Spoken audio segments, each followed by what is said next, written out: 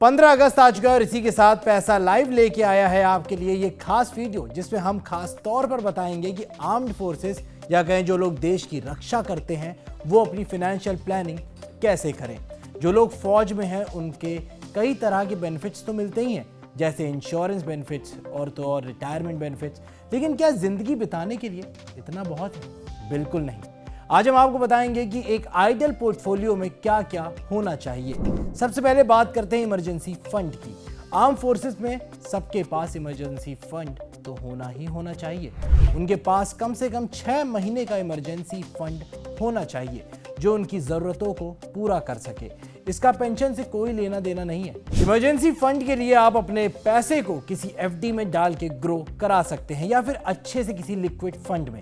इस साल के टॉप परफॉर्मिंग लिक्विड फंड रहा है क्वांट का लिक्विड डायरेक्ट फंड ग्रोथ।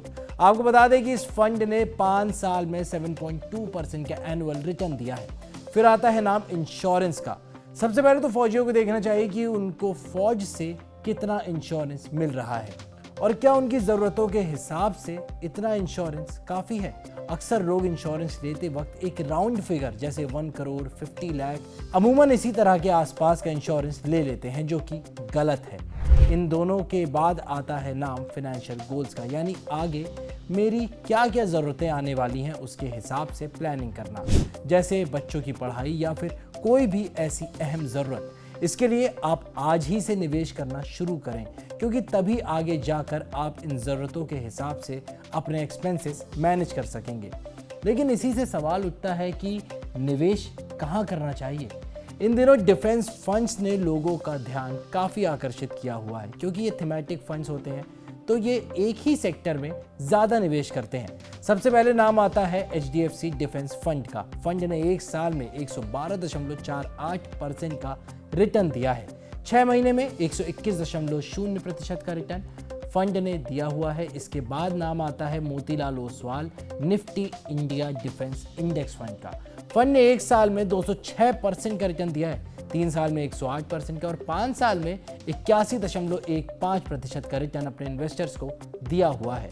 इसे एक एग्जाम्पल से समझते हैं कि अगर आपने 10,000 की SIP करके इसमें इन्वेस्ट किया होता तो एक साल में आपका इन्वेस्टेड अमाउंट होता 1,20,000 का, जो कि रिटर्न के साथ हो जाता 2,29,047 रुपए का। 3 साल में आपका इन्वेस्टेड अमाउंट होता 3,60,000 का और तो और रिटर्न के साथ ही हो जाता 13,48,625 रुपए का और 5 साल में आपका इन्वेस्टेड अमाउंट होता 6 लाख रुपए का, जो कि रिटर्न के साथ होता 38,13,093 रुपए का। अब दोनों फंड्स में डिफरेंस ये है कि HDFC एक एक्टिव फंड है और मोतीलाल ओसवाल फंड एक इंडेक्स फंड है। इसके बाद आता है एक नया फंड जिसका NFO इस टाइम मार्केट में आ गया है। फंड का नाम है Aditya Birla sun life nifty India defence index fund. ये एक ओपन एंडेड फंड है। 23 अगस्त तक आप इस पे सब्सक्रिप्शन कर सकते हैं। मिनिमम इन्वेस्टमेंट जिसमें होने वाला है 500 रुपए से। ये एक पैसिव फंड है। इसके अगर बेंचमार्क की बात करें तो वो है Nifty India defence total return index. ये 3 ऐसे फंड्स अभी मार्केट में हैं जो कि इन्वेस्टर्स को काफ़ी ज़्यादा अट्रैक्ट कर रहे हैं। वीडियो कैसा लगा हमें कमेंट करके नीचे ज़रूर बताएं। अपने फौजी दोस्तों के साथ इसे ज़रूर शेयर करें और तो और पैसा लाइव की तरफ से और पैसा लाइव की पूरी टीम की तरफ से आपको 15 अगस्त की बहुत बहुत शुभकामनाएं। जय Hind. For exclusive and insightful videos, subscribe to our new channel ABP Live Premium.